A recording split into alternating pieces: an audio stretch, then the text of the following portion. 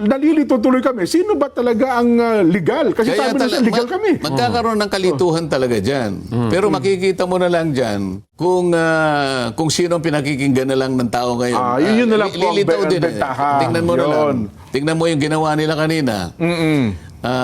Ang sabi nila ay yun ay pagdinig ng Blue Ribbon Committee. Opo. Ang totoo niyan, yung lahat ng mga gagamiting materyales na siya yung magiging basis ng pagdinig na yon, sinitas nila. Opo. Magmula doon sa mga naunang mga pangyayari at saka yung mga iba't iba pang mga privileged speeches na patungkol doon sa malaganap at may skandalong flood control projects.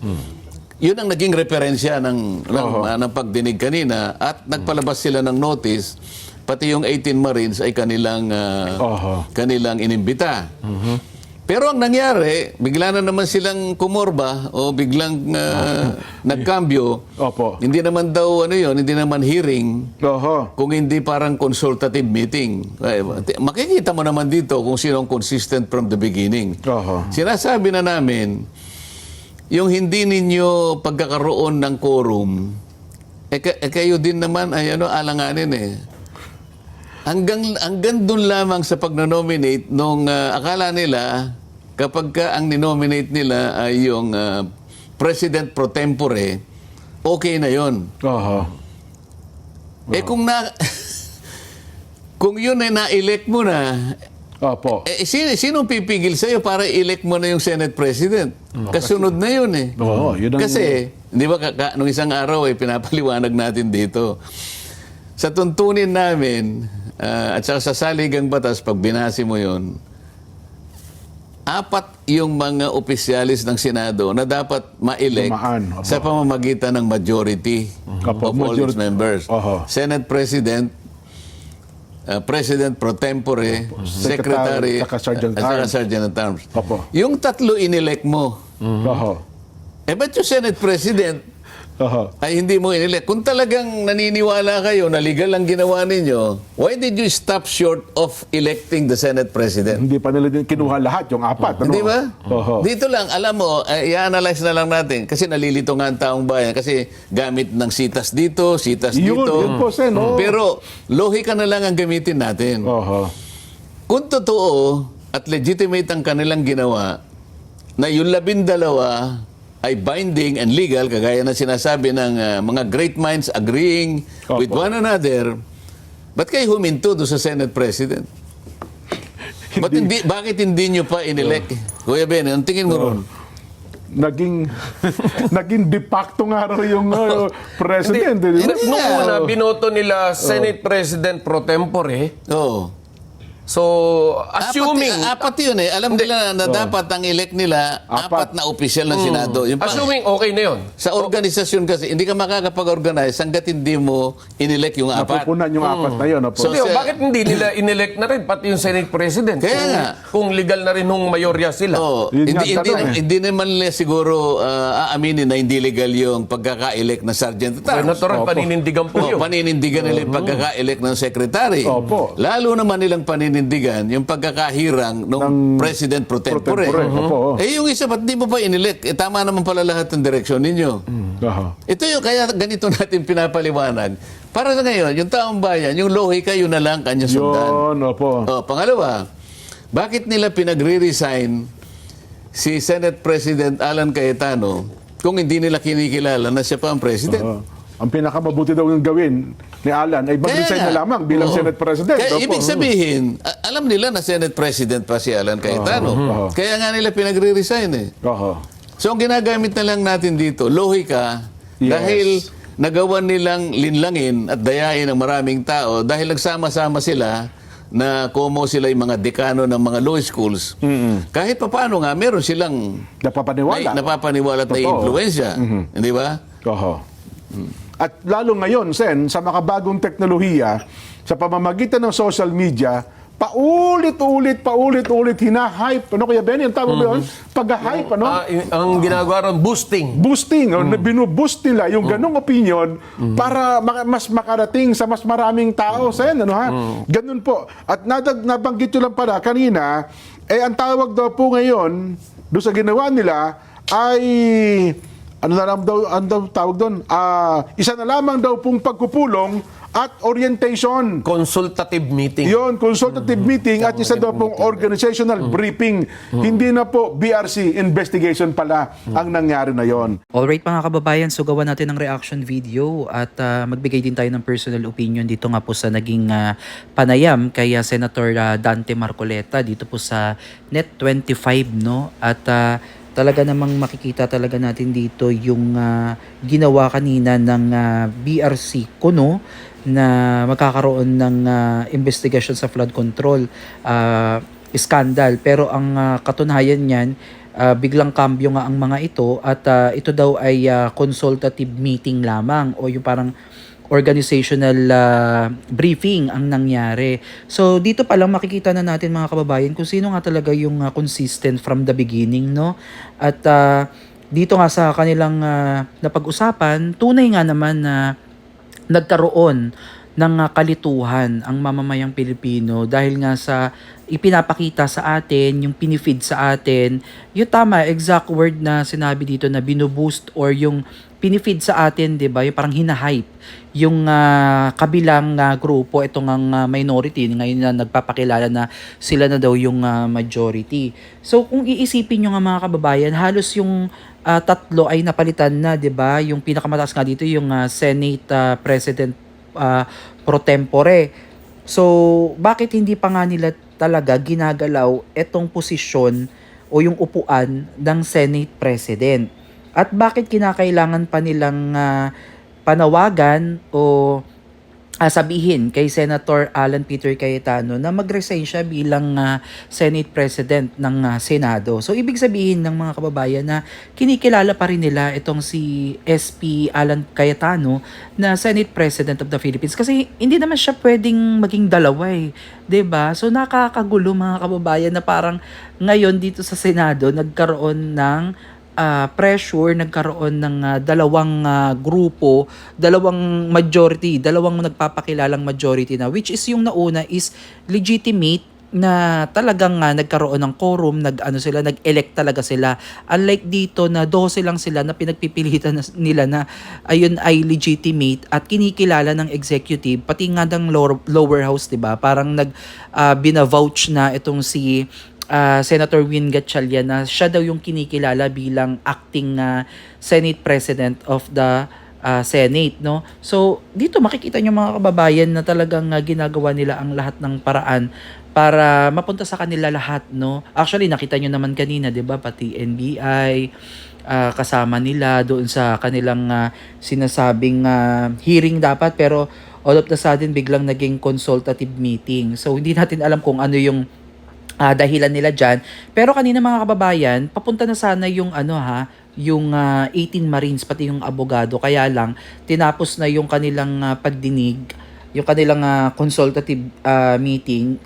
Kasi nga late daw ng 1 hour itong ex-Marines, no, yung 18 ex-Marines, pati itong si Attorney Levy Balicod ng pagpunta doon. So tapos na dahil nga din sa nangyari daw na lindol sa Mindanao. So bilang pakikisimpatya daw o pakikiramay or what dito sa nangyaring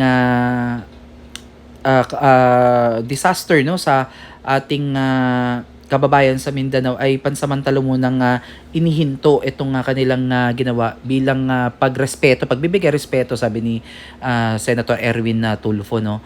Pero mga kababayan, marami talagang nakikita natin sa comment section na galit talaga habang pinapanood yung kanilang hiring-hiringan dyan sa Senado. So makikita nyo nung nag-umpisa yung Blue Ribbon Committee na ating kinikilala, ayan, especially kay Senate President Alan Peter Cayetano, na talagang ang daming tumutok, no? Ang daming nanonood. Unlike dito, napansin ko kanina, may nanonood naman, umabot din naman ng 1,000, pero kita mo talaga yung galit ng mamamayang Pilipino. And even sa mga pina-power post nila, yung binuboost nila or hinahype nila sa social media, makikita nyo yung reaksyon ng taong bayan. Doon pa lang sa mga emojis, sa mga comments. Kung magbabasa kayo, makikita nyo mapapansin mo din na sa ibang mga politiko, hinahide na nila yung yung count ng reactions, yung may haha, yung may angry. Alam nyo yun? At talagang makikita nyo na alam ng taong bayan, no? Kaya wag nilang ginagamit yung taong bayan na ito ay para sa taong bayan, gusto ng taong bayan yung ganitong ginagawa. Hindi. Kasi since the beginning ng iimbestiga nitong flood control project under po ng Blue Ribbon Committee, under pa yan ni Tito Soto at saka ni Ping Lacson. So alam naman natin na hindi naman binigay sa atin yung talagang, alam nyo yun, yung kabuuang kwento, kabuuang nangyari kung bakit nangyari itong malawakang pagnanakaw sa kaban ng bayan. Imagine ninyo, wala pang nakukulong na congressman, mga kababayan. Samantalang marami ng pinangalanan, no, na mga politiko diyan sa lower house ang di umano'y nakatanggap ng mali-malitang pera. So dito pa lang makikita nyo na sino pa lang ba ang napapakulong, di ba? So parang sila yung mga nag-suffer, yung mga taong hindi naman nating kilala. Sino ba yung napakulong lang diyan na kilala natin? Ang dating senador na si Bong Revilla. Tapos ito ngayon si Senator Jinggoy Estrada. So ang daming mga pinangalanan, mga kababayan, and even si Saldico na kasama dito sa mga kasama dito sa sa pinagbibintangan, no, kasi di pa naman talaga mapapatunayan ng guilty kasi wala pang hatol so it's still allegation pa rin. So pati maging siya talaga nagsalita na, no, at nagbigay na nga siya ng mga pangalan, kasama nga dito si dating former House Speaker at ang presidente nga, so sa kanya nang galing yun. Pero still, habang hindi talaga umuusad itong investigasyon sa Blue Ribbon Committee at hindi talaga sinusuportahan, mga kababayan, talagang maitatago talaga itong kasinungalingan na ito. Kaya nga sabi ni Senator Marcoleta, baka ito na yung huling pagkakataon na mananaig yung katotohanan. Kasi kinakailangan, mga kababayan 'di ba? Pero until wala pa ring mabigat na ebidensya at napapatunayan, still hindi pa rin natin sila maipapakulong, hindi mo pa rin pwedeng sabihin guilty sila kasi still allegation pa rin. Kaya dapat magpatuloy itong investigasyon na to hanggang sa makarating na talaga tayo dun sa pinaka-pinali na talagang may judgment na kung guilty ba sila or not guilty. So itong ginagawa nila sa 18 Marines, mga kababayan, ay parang alam mo yun, parang dinidiscredit nila. Yung parang pakiramdam na parang gusto mong makatulong, gusto mong bumawi sa alam mong nagawa mong pagkakamali. Pero dahil nga ikaw ay nakukonsensya na parang alam mo yun, parang hindi na importante, hindi na mahalaga sa kanila yung ganun. Basta ang importante, itiko mo na lang yung bibig mo sa mga nalalaman mo. Kumbaga ganon. Kaya nga sinabi ni Senator Marcoleta, gagawin nila ang lahat, wag lang matuloy itong Blue Ribbon Committee na to. Under po ng watch ni Senator Alan Peter Cayetano, ang Senate President na kinikilala natin, no. So eto, mga kababayan, sobrang nakakalito lang talaga yung mga nangyayari ngayon sa Senado dahil nagkaroon ng dalawang Senate President, yung isa acting Senate President, iba yung sinasabi niya at iba naman din yung sinasabi dito sa kabila, which is yung kinikilala nating legitimate. Tapos ngayon etong minority na nagpapakilalang majority, binaback upan naman ng mga ibang mga abogado di umano na sila yung legitimate, no? Kumbaga, ang pinaglalaban lang naman nito ni Senator Alan Peter Cayetano, kung may 13 silang bilang, hindi na siya papalagi. Kumbaga, bibigay niya na sa kanila, pero hindi pinaglalaban niya yung tama at katotohanan at kung ano yung nakasulat sa saligang batas at sa Senate rules. So, yun lang naman yung kanyang assertment doon, yung kumbaga yun yung yun yung pinanghahawakan niya, kaya siya nagsasalita ng ganito kasi kung may 13 silang bilang, hindi na siya makikipagtalo wala tayo din talagang magagawa. So kanina nga sa panayam nga din ni Senate President Alan Peter Cayetano na dapat ang Malacanang talaga neutral lang sa nangyayari sa Senado. Hindi, di ba parang kinikilala nila na si Win Gatchalian yung acting Senate President ng Senado. So imagine ninyo, mga kababayan, makikita nyo talaga dito na talagang lahat ay gagawin talaga. Wag lang matuloy talaga itong malawakang investigasyon na to pagdating sa flood control. Pero again, mga kababayan, nanonood ang taong bayan at sana hindi na to magtagal na ganito kagulo yung Senado dahil ayaw naman natin mangyari yung kaguluhan, no? Kasi tayong mga Pilipino yung nag-aaway-away, 'di ba? Tayo yung magkakasalubungan, 'di ba? Na nahahati tayo. Very ano na ano tawag dito? Very ano na tayo, parang na-divide na tayo sa ating mga kulay politika. So hindi ganoon dapat eh. Dapat doon tayo kasi pabor talaga sa lahat kahit anong pangkulay mo sa politika, dapat isa lang yung adikain natin, mapanagot lahat ng tumarantado sa kaban ng bayan. Dapat ganun yung mindset ng tao. At makikita naman natin kung sino talaga yung consistent, di ba? So i-analyze nyo na lang mga kababayan kasi based on my analyzation, gamit yung aking logic, kung sino nga naman yung consistent from the beginning. 'Di ba? Yung hindi lumiliko, yung may paninindigan na ito ay simulan. So, makikita nyo naman mga kababayan, 'di ba? Yung mga hindi maiingay sa flood control dati, ngayon nagkukumahog na, 'di ba? At ang hindi ko lang nagustuhan dito, yung tila pang-iinsulto sa 18 ex-Marines na tinawag na kargador lamang. So, parang kargador, basurero, alam nyo yun, parang hindi siya akma kasi kahit papaano nagserbisyo yan sa bansa, inalay din nila at inirisk din nila yung kanilang mga buhay kahit na may mga kanya-kanyang pamilya yan para sa bansa, kaya hindi nila deserve yung ganyan. Kahit na wala na sila sa serbisyo, dapat yung respeto natin sa kanila ay ganun pa rin, itrato natin sila bilang tao kasi parang parang dinidiscredit mo na yung kanilang pinagdaanan, kakayanan at naiambag sa lipunan, no? So again, iba-iba tayo ng prinsipyo at pananaw pagdating sa politika, kaya let's all respect, no, sa bawat isa, sa bawat opinion ng bawat isa. So kung gusto niyo panoodin yung kabuuang naging pahayag, no, ni Senator Marcoleta dito po sa Net25, no, bisitahin niyo po yan at mag-follow po kayo diyan kasi mas maiintindihan natin. Maganda yung may mga ganito tayong talakayan kasi hindi lahat ng Pilipino ay sorry had to say na maalam. Kagaya ko na hindi naman natin alam lahat ng terms ng sa batas, 'di ba? So sa pamamagitan ng panonood nito, mas inilalapit tayo sa pampublikong diskurso. Alam niyo 'yun, yung katulad ng ginagawa ni Attorney Vic Rodriguez na mas ini-elaborate niya, mas ini-explain niya pa ng mas malalim yung kumbaga mas nagda-dive in pa siya, mas ine-explain niya yung mas mga komplikadong mga wordings, yung mga alam niyo yung sa batas na terminology na hindi natin alam.